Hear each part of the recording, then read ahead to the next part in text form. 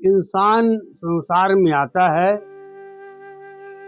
तो एक बहुत बड़ा कर्ज लेकर के आता है, और वैसा कर्ज कि आजीवन कभी उसको वो उस कर्ज से मुक्त नहीं हो सकता। बैंक का कर्जा हो, यार दोस्त का कर्जा हो, नाते रिश्तेदार का कर्जा हो, समाज का कर्जा हो, तो उसको तो जैसे तैसे मुक्त हो सकता है।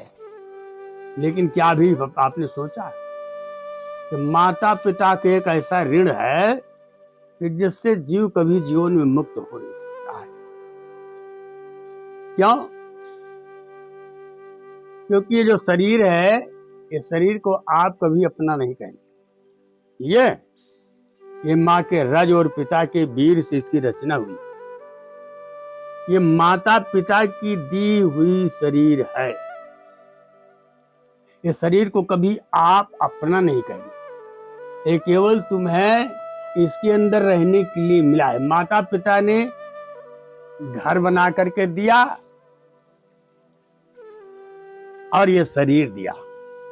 इस शरीर के अंदर तुम बैठे हो, ये माता पिता का है, और जिस घर के अंदर तुम निवास कर रहे हो वो माता पिता का है।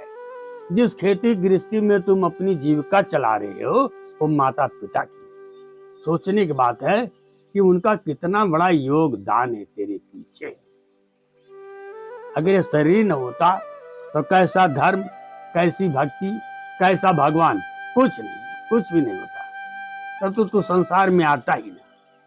माता पिता कितना बड़ा योगदान है। यानी यह शरीर माता पिता ने दिया, सबसे बड़ा योगदान उनका यही है।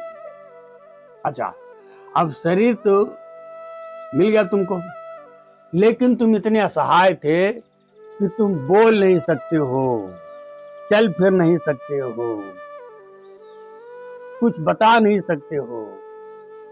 यहाँ तक कि कोई मच्छर काट रहा है, कोई कीड़ा काट रहा है, खटमल काट रहा है, तो उसको तुम खुजला नहीं सकते हो, करवट नहीं बदल सकते हो। तुम्हें क्या पीड़ा है, क्या तकलीफ हो, बता नहीं सकते हो।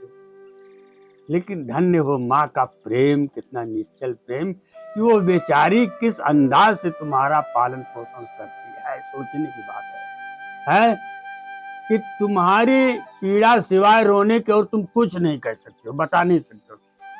अब वो बेचारी जो है पूरी शिद्दत से जुट जाती है कि मेरा बच्चा क्यों रो रहा है, इसकी तकलीफ क्या है। वो पूरी तरह से समझने का प्रयास करती है और एक अंदाज से तुम्हारा उपचार करती है, कैसे जीवन बचाती है। और ये यहाँ तक कि बच्चा रोता है, वो सारा प्रयास करती है, फिर भी बच्चा नहीं चुप मारता, तो वो भी रोने लगती है। बेचारी निराश हो जाती है, टूट जाती है, रुलाई आने लगती है। बच्चे के रोने से वो भी रोना शुरू कर देती है।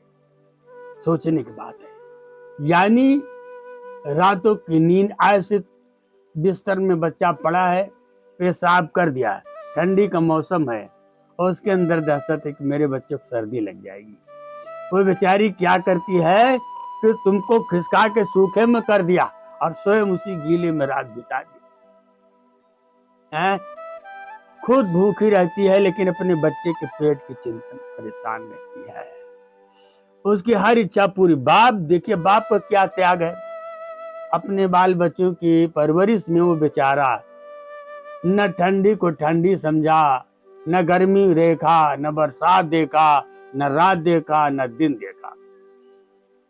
इन्हीं बच्चों की जरूरत को पूरा करने में, इनका पालन पोषण करने में, इनके पढ़ाने लिखाने में, इनके जरूरत पूरा करने में वो बेचारा रात दिन जुटा रहा है।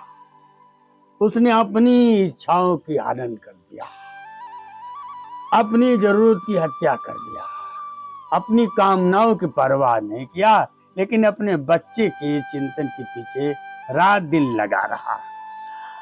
अपने पेट की रोटी की परवाह नहीं किया, लेकिन बच्चे के पालन पोषण के लिए प्रयास किया बेचारा। ऐसे ठंड बीत गई, अपने लिए एक कम्बल है, एक स्वेटर है, एक जर्सी है, रजाई नहीं बनवा पाया, लेकिन बच्चे की परवरिश में कोई कमी ना आने पावे। इस तरह से बेचारा वो सारी जिंदगी इन्हीं बच्चों के पालन पोषण में लगा रहा।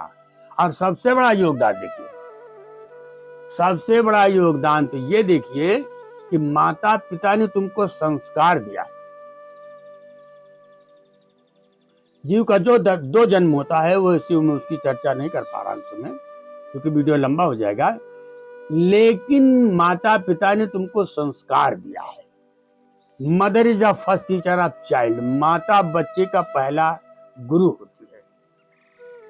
माता जिस सांचे में ढालना चाहती है बच्चा उसी सांचे में ढल जाता है। माता ही जो है, पिता ही जो है, वो तुमको पैर रहते हुए तुम चल नहीं सकते थे, लेकिन नहीं, अंगुली पकड़ करके तुमको चलाना सिखाया। तुम किसी को दुनिया में किसी को पहचानते नहीं थे, जानते नहीं थे, लेकिन माता पिता ने तुमको बोलना बताया, सिखाया कि मम्मी कौन है, पापा क्या है, अम्मा क्या है, दादा क्या है, बाबा क्या है। एक एक चीज को तोते की तरह माता पिता ने तुमको पढ़ाया है। तुम्हारे पीछे कितना योगदान। अंगुली पकड़ के तुम गिर जाते थे, धूल मट्टी लग जाती थी, लेकिन उसकी परवाह नहीं करता था, गोद में उठा लेता था। तुम छोटे थे, कंधे पे लाद करके मेला दिखाने लेके जाता था, बाजार घुमाने लेके जाता था, और रोने लगते थे तो क्या नहीं करता था बेचारा।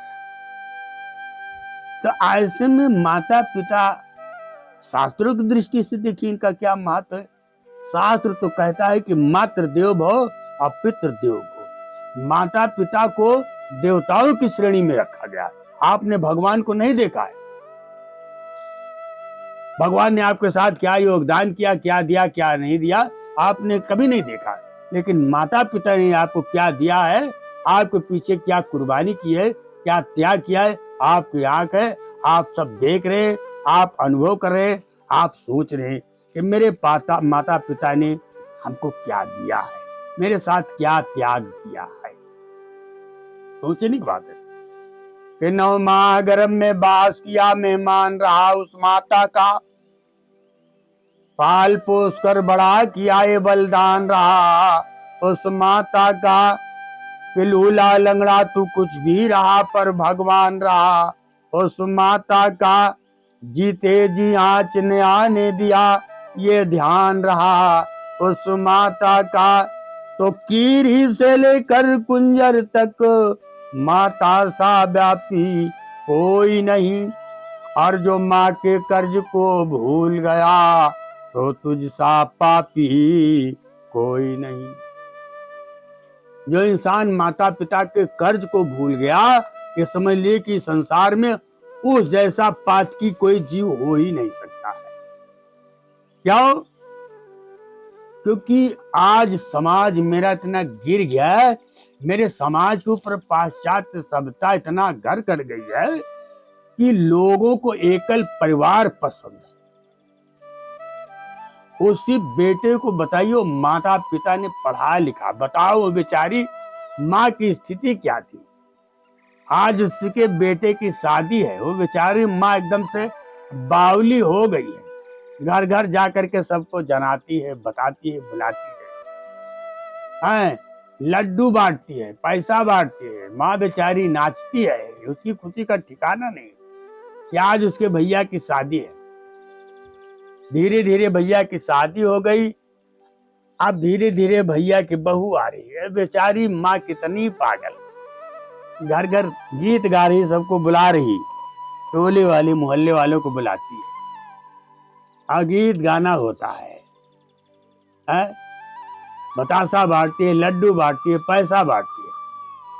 बताओ बेचारी माँ का कितना बड़ा योगदान है कि उसकी सास के दिए हुए जेवर थे, माँ ने जेवर दिया था, बेचारी ने जिंदगी में अपने शरीर पर धारण नहीं किया, उसको जिंदगी में छिपाते फिरी बचाती रही। लेकिन आज उसके भैया की शादी है, बेटे की शादी है, बहू के लिए जेवर देना है।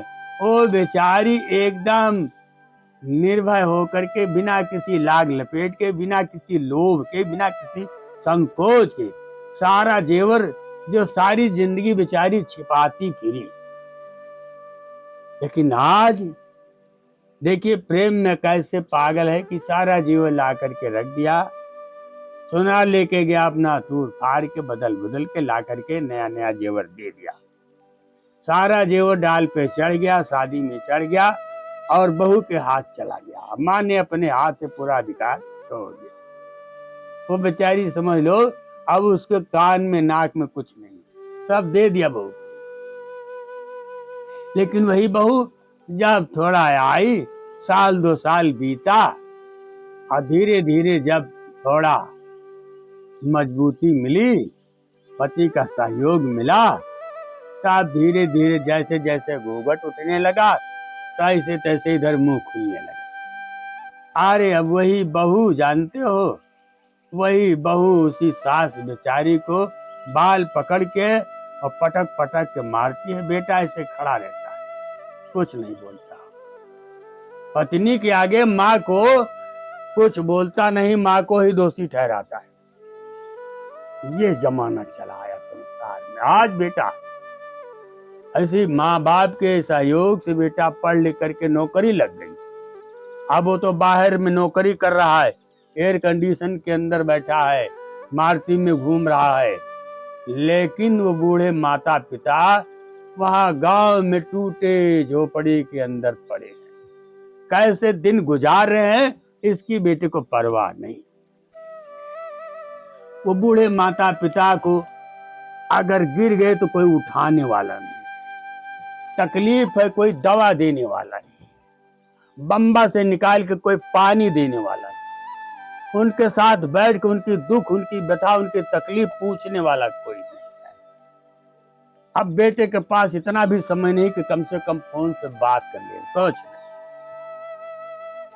और माता पिता के दिल पर क्या गुजरेगी। इसीलिए बेटों को जन्म दिया था।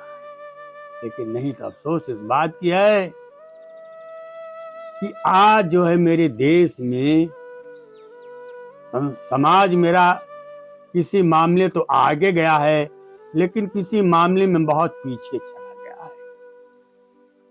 आज मेरा समाज इतना गिर गया है कि वही बेटा, वही बहू उन्हीं बूढ़े माता पिता को ले जा करके और वृद्धाश्रम में कर दिया। बताइए, जिस बाप बेचारे ने न धूप न बरसात न ठंड कुछ भी नहीं परवाह किया इन्हीं बच्चों के पालन पोषण में, आज उसी बूढ़े बाप को, बूढ़े माँ को कोई सहारा देने वाला नहीं। वो वृद्धाश्रम में चले गए, पराये के अधीन हो गए। ये तो ठीक है कि सरकारों की बहुत बड़ी दया है, समाज की बहुत बड़ी दया है कि कम से कम एक आश्रम बना, वो जाकर के वहां रह रहे। नहीं तो सोचने की बात है कि तू तो जब छोटा था तो बिस्तर पर टट्टी कर देता था, माँ के पिता के कपड़े पर, उनके शरीर पर टट्टी कर देता था। अब वो बिना किसी क्रोध के, बिना किसी ईर्ष्या द्वेष के बड़ी हंसी खुशी धो देती थी, साफ कर देती थी, नहलाती थी, धुलाती थी, तेल उपटन लगाती थी। हाय हाय, कपड़ा छाट पीट करके पहनाती थी, तेल है, काजर है, श्रृंगार सजा करके अपने बच्चे को दुलार करती थी, मगन हो जाती थी। लेकिन आज इन बूढ़े माता पिता का न कोई कपड़ा धोने वाला है, कोई कुशल क्षेम, कोई तकलीफ, कोई दुख पूछने वाला नहीं। क्या बेटा रहे और ना रहे कोई फर्क नहीं। वो बूढ़े माँ बाप फिर भी कोई समाज का व्यक्ति अगर बेटे के ऊपर कोई अपशब्द बोलते हैं, कोई निंदा करता है, बुराई करता है, तो माता पिता सुनना बर्दाश्त नहीं करते। तो इस तरह से मेरे समाज के अंदर ये अज्ञानी जीव इतना भटक गया है कि सारी जिंदगी ये तीर्थों में जाए, मंदिरों में जाए, पूजन करे, भजन करे, लेकिन जो साक्षात देवता था उसको इसने त्याग करके और उस निराकार की तलाश में दौड़ रहा। अरे जो साकार देवता तेरे घर में था, तुझको पाला पोसा, पैदा किया, जन्म दिया, खड़ा किया, तुझको शरीर दिया, घर दिया, संस्कार दिया, कमाने का स्रोत दिया, उसको तू त्याग करके और संसार में भगवान को तलाश रहा है। अरे ज्ञानी जीव, जिसके माता पिता सुखी नहीं है वो जीव संसार में कभी सुखी नहीं रह सकता है।